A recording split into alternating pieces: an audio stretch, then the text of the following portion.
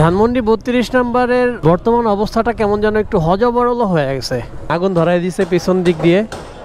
আর এই বিল্ডিংটা হচ্ছে ৩ তলা, আর ওই বিল্ডিংটা সম্ভবত ওইটাও ৩ তলা। লোহা লক্কর যেভাবে যা পারতেছে সব ছুটায় নিয়ে যেতেছে।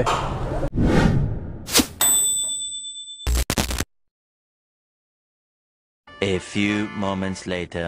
আমি আছি এখন ধানমন্ডি ৩২ নাম্বার শেখের বাড়ির সামনে। এখনো অনেক মানুষ ভাঙচুর করতেছে। মজার ব্যাপার হচ্ছে ছাত্র জনতারা একটা গরু কিনে আনছে, রাত ১টার পরে নাকি জবাই দিয়ে হচ্ছে খাওয়া দাওয়া হবে।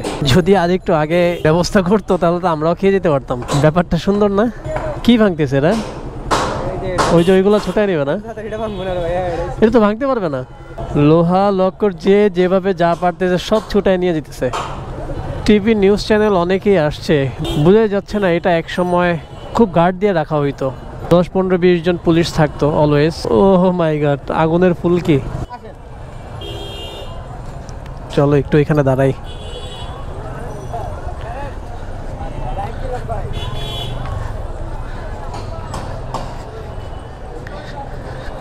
এই কাদা নাকি?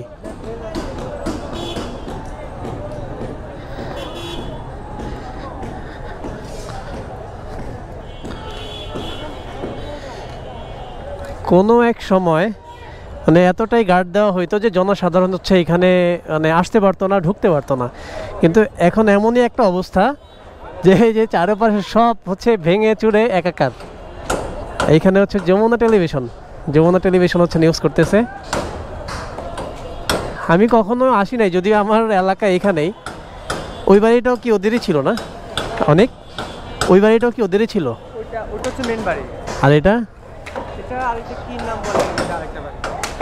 পিছন দিয়ে হচ্ছে ওই যে দেখা যাচ্ছে কিনা আমি জানি না, আগুন ধরায় দিছে পিছন দিক দিয়ে। আর এই বিল্ডিংটা হচ্ছে ৩ তলা, আর ওই বিল্ডিংটা সম্ভবত ওইটাও ৩ তলা। যেভাবে পারতেছে সে সেইভাবে নিজের মন মতো করে ভাঙতেছে। আমরা ছোটবেলা থেকেই ধানমন্ডিতেই যদিও বড় হয়েছি, আমরাও খুব সচরাচর আগে ঢুকতে পারতাম, কিন্তু মাঝখান দিয়ে এই করোনার পরে আসলে এটা ব্লক করে দেওয়া হয়েছে।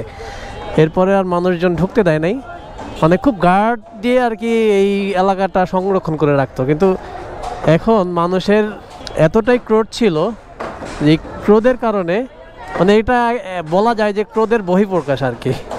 চলো একটু এই দিকটাতে যাই। এই দিকটাতে হচ্ছে ছাত্র জনতা গরু নিয়ে আসছে, গরু জবাই করে নাকি আজকে রাতে খাওয়া দাওয়া হবে। এই যে দেখা যাচ্ছে এখানে অলরেডি ৪-৫টা ডেক, না আরও বেশি হবে, ১, ২, ৩, ৪, ৫, ৬, ৭, ৮, ৯, ১০টা ডেক অলরেডি দেখা যাচ্ছে যে এখানে 10টা ডেকে হচ্ছে রান্নাবান্না হবে। এই হচ্ছে ধানমন্ডি ৩২-এর অবস্থা। হ্যাঁ, রান্নাবান্নাটা আরেকটু আগে করলে আমরা তো খেয়ে যেতে পারতাম না। অনেকগুলা ডেক দেখলাম তো, এতগুলা ডেক রান্না করতে মিনিমাম একটা তো বাঁচবই। এই জায়গাটা পুরা একবারে মানে কেমন ফাঁকা ফাঁকা হয়ে গেছে একবারে। এখানেও কিছু কি ছিল? আমরা কালকে বাউন্ডারি ছিল না, এখানে তো বাউন্ডারি ছিল, কিন্তু এই যে মাঝখানটায় কিছু ছিল। ছাদে হচ্ছে এখনো দেখা যাইতেছে যে আগুন কিছুটা জ্বলতেছে, প্লাস পাশে একটা গাছ আছে, ওই গাছে হচ্ছে আগুন ধরছে। এখানে অনেকক্ষণ সময় কাটাইলাম, কাটানোর পরে এখন আবার বের হয়ে যাচ্ছি।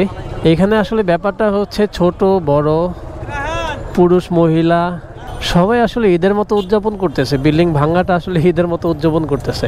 ধানমন্ডি ৩২ নম্বরের বর্তমান অবস্থাটা কেমন যেন একটু হযবরল হয়ে গেছে। কারণ হচ্ছে এখন যারা বিল্ডিংটা ভাঙতেছে এরা অনেকে আছে ছাত্র জনতা, কিন্তু ছাত্র জনতার বাইরে হচ্ছে অনেক লোক আছে। কারণ এরা হচ্ছে কেউ হামার দিয়ে ভাঙতেছে, কেউ হচ্ছে ওই যে কি বলে বাটখারা ওজন মাপে না, ওইগুলো নিয়ে আসছে, ওইগুলো দিয়ে ভাঙতেছে। তো ভেঙে ভেঙে হচ্ছে লোহা যেগুলো বেরোচ্ছে লোহাগুলো নিয়ে যাচ্ছে। এগুলো হচ্ছে ছাত্র জনতার কাজ না।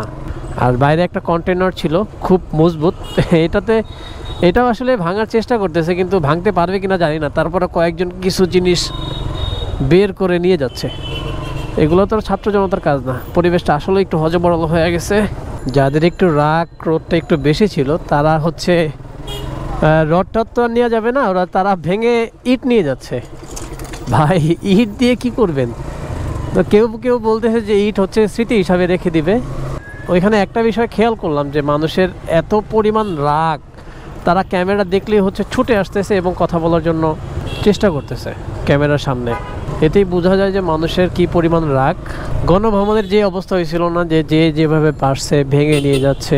এখানেও বিষয়টা এখন বর্তমান যে পরিস্থিতি মানে আজকের কথা বলতেছি, আজকেও জিনিসটা সেম। এখন বাজার অলরেডি কয়টা, 10টা 25।